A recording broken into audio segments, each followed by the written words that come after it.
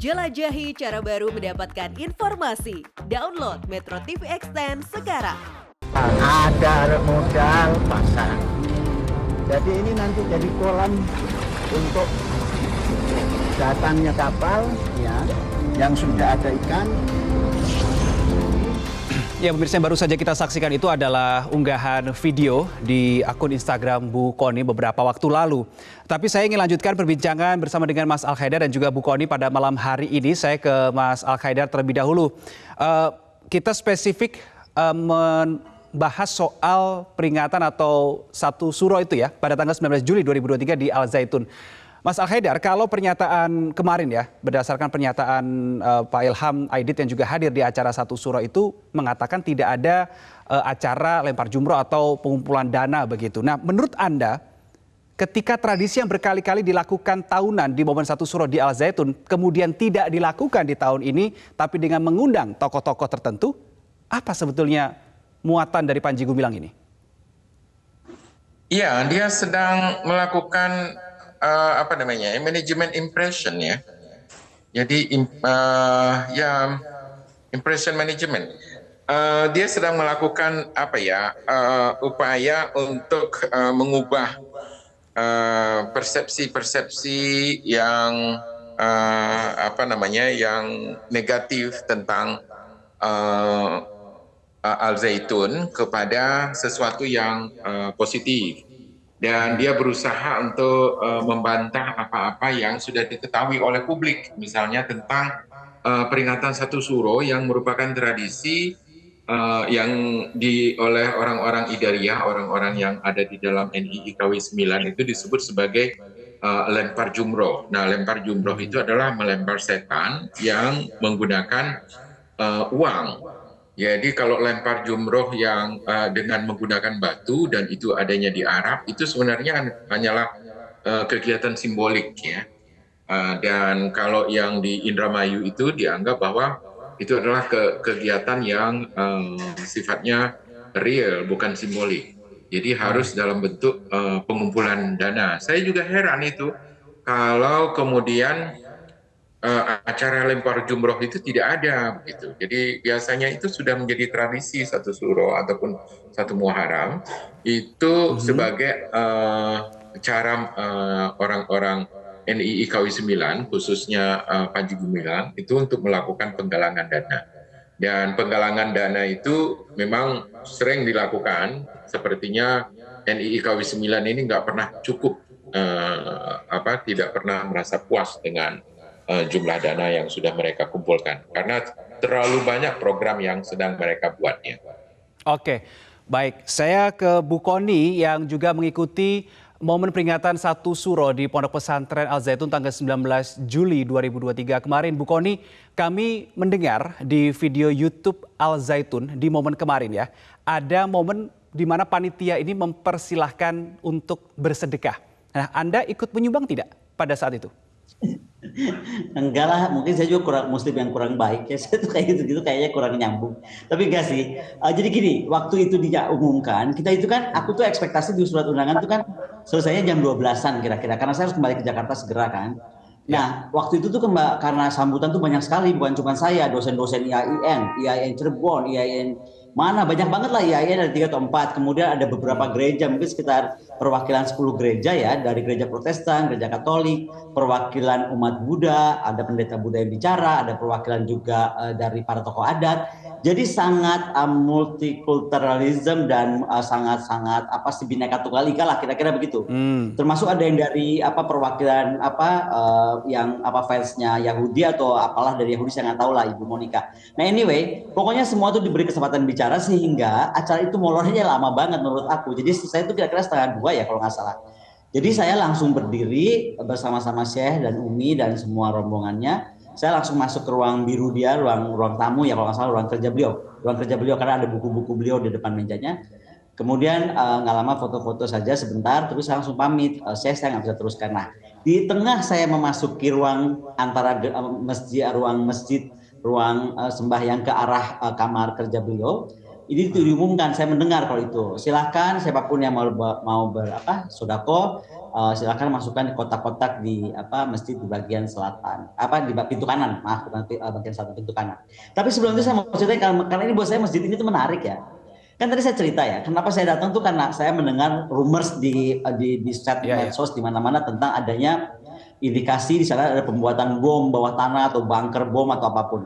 Nah, saya itu mestinya masuk kan sebagai tamu VIP, saya mestinya masuk normal aja dari jalur biasa kan. Tapi enggak, saya minta langsung saya mau datang ke bawah, saya bilang. Tolong turunkan saya di bunker karena kan pasti di dalam benak saya kalau ada di bawah tanah pasti kan ada pintu naik dong, ada tempat naik gitu. Yeah. Jadi saya langsung bilang saya mau langsung ke bawah aja, turun di bawah nggak di atas. Nah, jadi saya langsung masuk ke bawah dan saya muter gitu, itu gede banget masjidnya kan. Jadi saya juga surprise dan memang saya tumpukan apa, tapi begitu saya turun dari mobil itu ternyata tumpukan kayu. Rupanya memang saya dengan jelas menjelaskan kepada saya bahwa dia sudah punya banyak stok untuk pembuatan kayu, pembangunan Al Zaitun dan lain-lain. Dan disitulah rupanya dikumpulkan, jadi bukan bunker bom tuh, clear ya. Ini juga saya tuh gini loh, buat saya tuh hiruk pikuk yang nggak perlu tuh di masyarakat harus dihilangkan lah gitu. Jadi isu-isu nggak benar, salah satunya saya berterima kasih diundang oleh Syekh Panji Gumilang. Paling tidak saya bisa buktikan satu, itu tidak ada bom, itu bukan bunker bom. Completely, saya punya video lengkap tentang itu.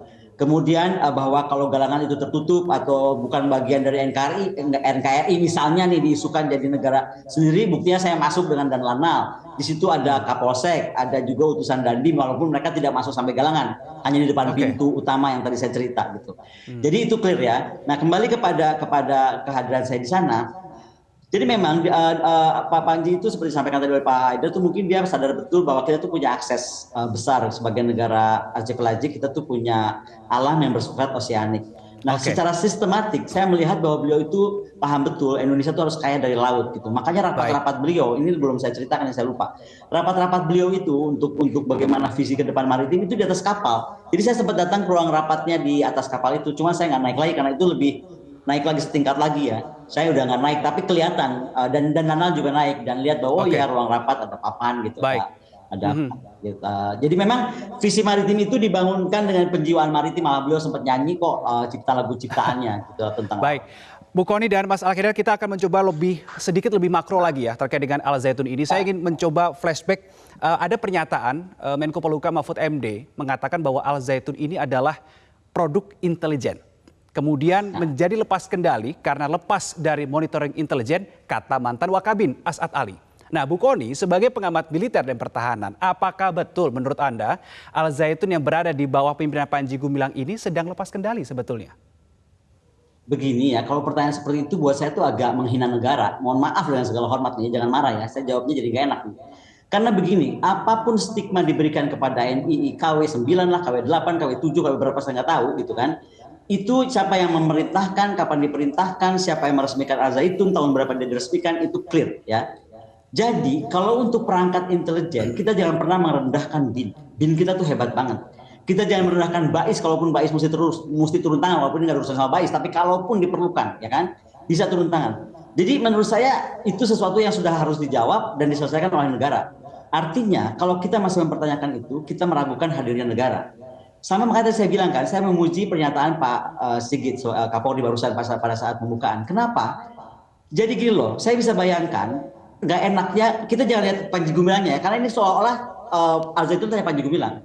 Kita mesti lihat di situ ada siswa-siswa yang sedang dididik, ya kan? Ada masa depan yang harus terus diteruskan karena ini menyangkut 1.200 hektar tanah di Indramayu, menyangkut tadi industri yang dibangun, ada galangan, ada pertambakan modern, ada perkebunan sayur modern. Anda tahu nggak sampai minuman aqua dan semua buah-buahan pun udah capnya Al Zaitun. Jadi mereka tuh bisnisnya is very strong gitu. Dari situnya kalau saya melihat tuh nggak ada salahnya, karena ini berarti dia membuat seperti yang saya bilang tadi, kibuts, keberdikarian, kemandirian. Pesantren malah saya sampaikan kalau ini ditiru oleh pesantren seluruh Indonesia di semua pesisir, gereja di semua pesisir, kuil, pura di semua pesisir, Indonesia jadi negara maritim itu cepat sekali. Pak Jokowi akan mendapat kecepatan sangat masif gitu loh. Jadi ke sana. Jadi kalau ditanya soal apakah ini intelijen ini itu, silakan itu dijawab oleh Pak Yang Mulia Pak Budi Gunawan. Lalu Pak siapapun yang terkait pada penyiapan Al Zaitun sebagai NII atau KW berapa tadi.